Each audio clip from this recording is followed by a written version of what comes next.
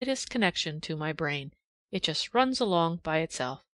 I must seem to you very ungrateful for all the help you have given me in this unaccustomed work, and for the patience you have, occasionally, shown.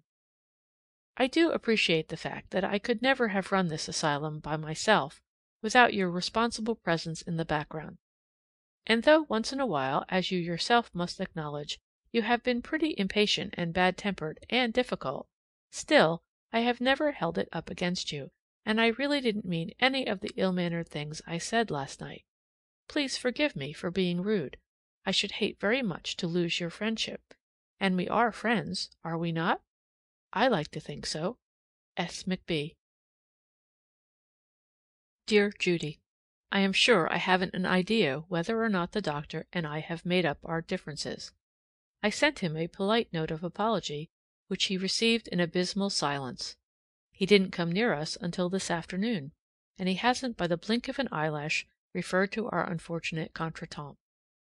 We talked exclusively about an ichthyol salve that will remove eczema from a baby's scalp. Then, Sadie Kate being present, the conversation turned to cats. It seems the doctor's Maltese cat has 4 kittens, and Sadie Kate will not be silenced until she has seen them. Before I knew what was happening, I found myself making an engagement to take her to see those miserable kittens at 4 o'clock tomorrow afternoon. Whereupon the doctor, with an indifferently polite bow, took himself off. And that apparently is the end. Your Sunday note arrives, and I am delighted to hear that you have taken the house. It will be beautiful having you for a neighbor for so long.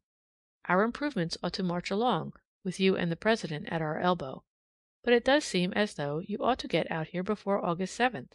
Are you sure that city air is good for you just now? I have never known so devoted a wife. My respects to the president, S. McB. July 22nd. Dear Judy, please listen to this.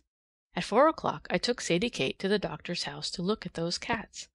But Freddie Howland just 20 minutes before had fallen downstairs, so the doctor was at the Howland house occupying himself with Freddie's collarbone. He had left word for us to sit down and wait, that he would be back shortly. Mrs. McGurk ushered us into the library, and then, not to leave us alone, came in herself on the pretense of polishing the brass. I don't know what she thought we'd do, run off with the pelican, perhaps. I settled down to an article about the Chinese situation in the Century, and Sadie Kate roamed about at large examining everything she found, like a curious little mongoose. She commenced with his stuffed flamingo and wanted to know what made it so tall, and what made it so red. Did it always eat frogs? And had it hurt its other foot? She ticks off questions with the steady persistency of an 8-day clock. I buried myself in my article and left Mrs. McGurk to deal with Sadie. Finally, after she had worked halfway round the room, she came to a portrait of a little girl occupying a leather frame in the center of the doctor's writing desk, a child with a queer, elf-like beauty, resembling very strangely our little Allegra.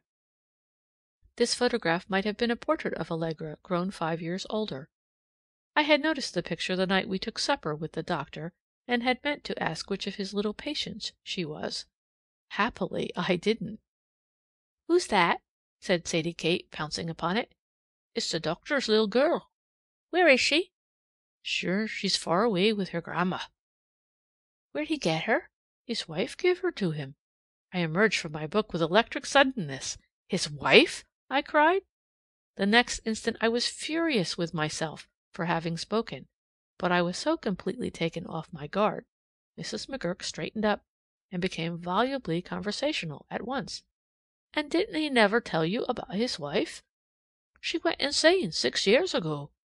It got so it weren't safe to keep her in the house, so he had to put her away. It near killed him.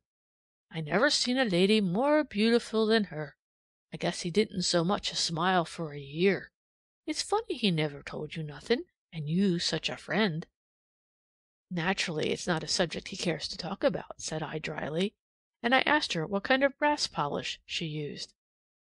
Sadie Kate and I went out to the garage and hunted up the kittens ourselves, and we mercifully got away before the doctor came back. But will you tell me what this means? Didn't Jervis know he was married? It's the queerest thing I ever heard. I do think, as the McGurk suggests, that Sandy might casually have dropped the information that he had a wife in an insane asylum. But of course it must be a terrible tragedy, and I suppose he can't bring himself to talk about it. I see now why he's so morbid over the question of heredity. I dare say he fears for the little girl. When I think of all the jokes I've made on the subject, I'm aghast at how I must have hurt him, and angry with myself, and angry with him. I feel as though I never wanted to see the man again. Mercy! Did you ever know such a muddle as we are getting ourselves into? Yours, Sallie. P.S.